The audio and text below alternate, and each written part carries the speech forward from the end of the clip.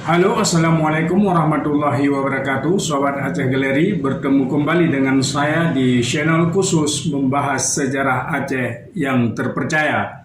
Kali ini kita akan membahas tentang harga orang Aceh.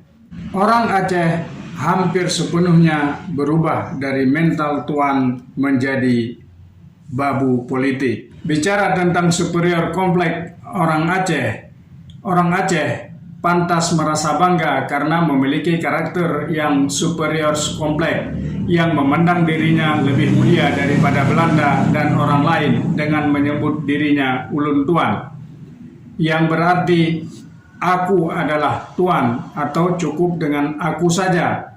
Aplikasi sebutan ini dalam pertuturan sehari-hari mengalami proses pemendekan, yang apabila dipanggil seseorang akan menyahut wan, yang akar katanya berasal dari ulun tuan tersebut. Artinya orang Aceh memandang dirinya tetap sebagai tuan di hadapan siapapun jua, termasuk jika ayah atau ibunya memanggil anaknya atau majikan memanggil pembantunya, si anak atau si pembantu tetap menyahut wan, aku tuan.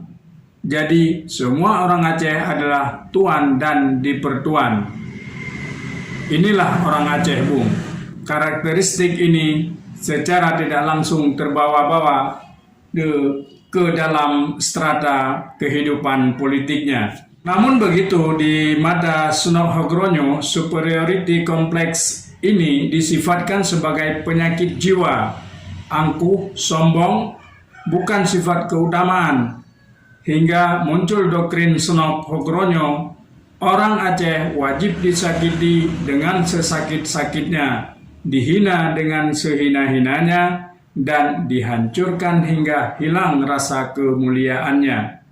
Setelah diuji, ternyata doktrin ini selamanya gagal jika menyakiti fisik orang Aceh. Sebenarnya, untuk memperdaya atau merubah mental ketuanan orang Aceh menjadi babu atau lamit, ada cara yang simpatik, yakni secara perlahan-lahan rasa superiority kompleks itu digiring ke arah dan dimanfaatkan, hingga tidak sadar kalau mereka diperalat sebagai barang dagangan politik untuk kepentingan politik. Tegasnya, sebagai objek politik.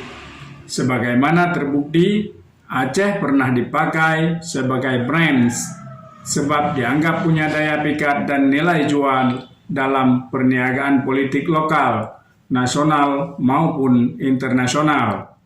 Nama Aceh berpotensi melariskan barang dagangan politik kontemporer dalam skala politik internasional. Misalnya, Aceh pernah dipakai sebagai brand oleh Van Swieten pada tahun 1874. Ia berkata, Aceh sudah kita takluk, yang ternyata bisa mempengaruhi opini internasional pada masa itu. Ratu Inggris dan rakyat di seluruh pelosok Belanda menerima pengumuman Van Swieten.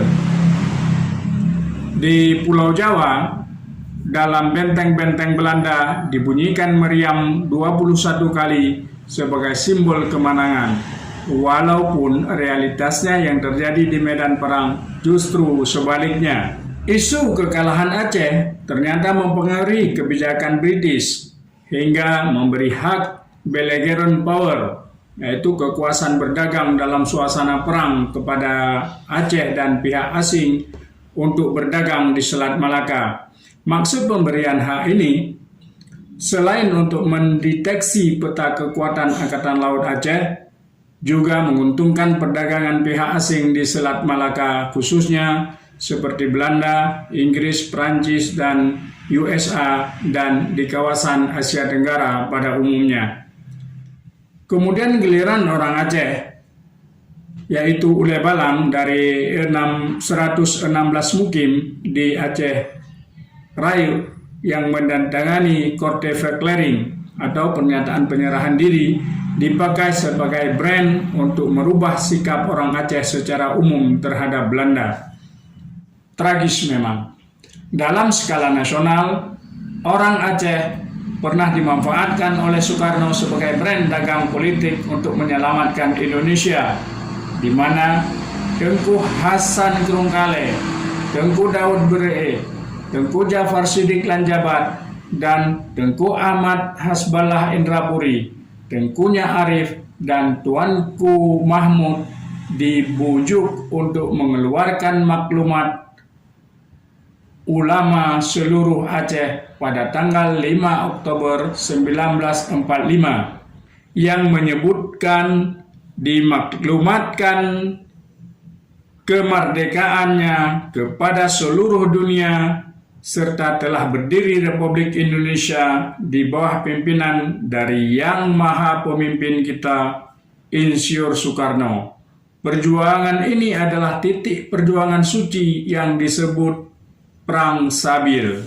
Kalimat Maha Pemimpin dan Perang Sabil adalah brand politik made in Aceh untuk mempengaruhi orang Aceh melihat figur Soekarno, sehingga rela terseret dalam Perang Surabaya dan Bandung Lautan Api. Padahal nasib masa depan Aceh ketika itu tidak menentu. Brand politik ini menciptakan Soekarno sangat populer. Jadi tidak heran kalau dalam kunjungan Soekarno ke Aceh tahun 1948, sekembalinya ke Jawa, ia membawa 10 koper tekstil, setengah kilogram emas, dan sejumlah jam tangan berlapis emas. Padahal sewaktu berangkat dari Yogyakarta, ia hanya membawa sebuah koper saja. Bahkan baju jasnya dijahitkan oleh Bantasyam, seorang penjahit kenamaan masa itu di Birun. Diakui kalau sebutan pemimpin besar revolusi kepada Soekarno telah dicabut melalui ketetapan MPRS nomor 12 MPRS garing 1966, melucuti semua sebutan seperti Paduka Yang Mulia, Paduka Tuan, diganti dengan sebutan ibu bapak atau saudara-saudari melalui ketetapan MPRS. Melalui ketetapan MPRS nomor 31 garing MPRS 1966, bahkan mencabut semua atribut kekuasaan pemerintahan negara dari Presiden Soekarno lewat ketetapan MPRS nomor 33 garing MPRS tahun 1967. Anehnya, sebutan Maha Pemimpin yang tertera dalam maklumat ulama seluruh Aceh sampai hari ini tidak ada peraturan perundang-undangan yang mencabutnya. Berarti secara politik dan yuridis formal, sebutan Maha Pemimpin made in Aceh itu masih sah berlaku. Mengapa demikian? Beginilah mahalnya brand Aceh dalam perdagangan politik Indonesia kemarin, hari ini, dan esok. Bukan hanya itu, pencetus ide supaya Soekarno diangkat menjadi presiden seumur hidup keluar dari mulut Ali Hashimi, Gubernur Aceh periode 1957 sampai 1964. Ide tersebut mendapat sambutan dari kalangan politisi.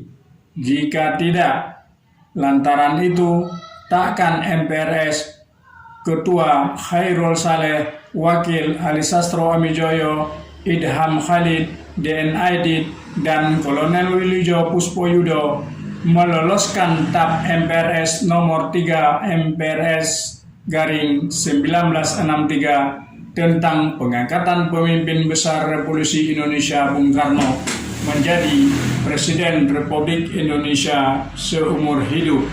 Kemujaraban brand Aceh telah memasukkan pasal 5 Undang-Undang Dasar 1945 sebelum diamandemen tentang ketentuan Presiden dan Wakil Presiden.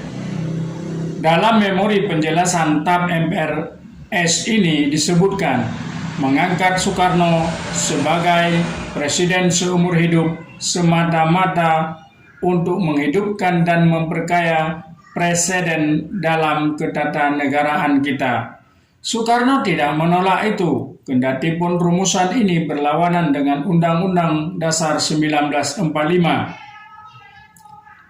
Soalnya kemudian TAP MPRS ini dimasukkan itu soal lain yang pasti ucapan orang Aceh bukan saja dijadikan barang dagangan politik, tetapi laku dipakai untuk melakukan perbuatan makar terhadap konstitusi.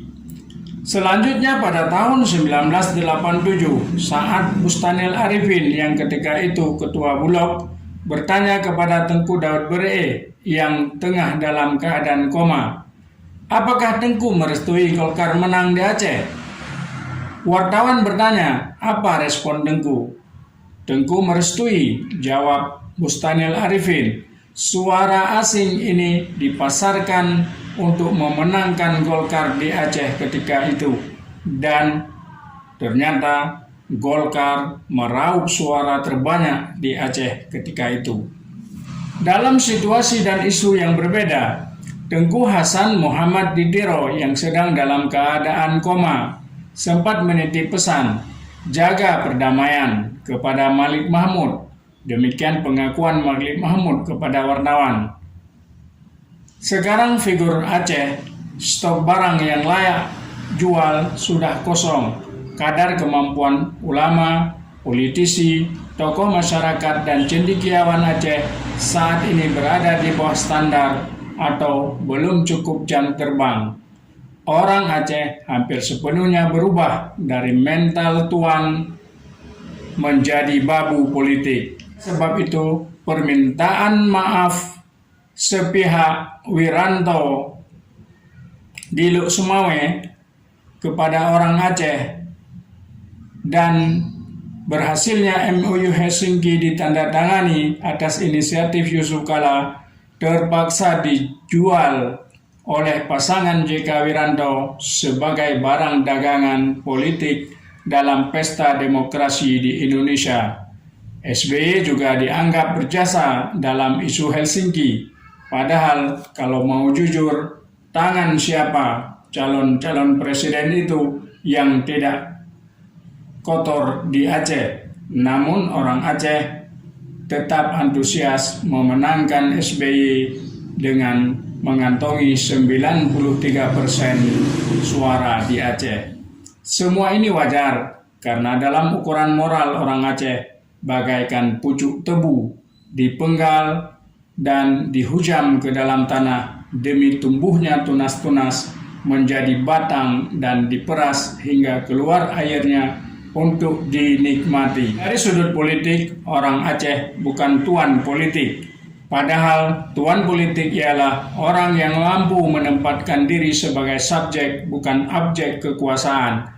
Dan bencana yang paling dahsyat dalam peradaban kemanusiaan terjadi ketika predikat superiority kompleks, nilai-nilai keacehan dilucuti dan diremukkan oleh suatu kekuatan yang tidak pernah kita pikir sebelumnya. Demikian sedikit ulasan tentang harga orang Aceh dari tuan menjadi babu-babu politik. Wassalamualaikum warahmatullahi wabarakatuh.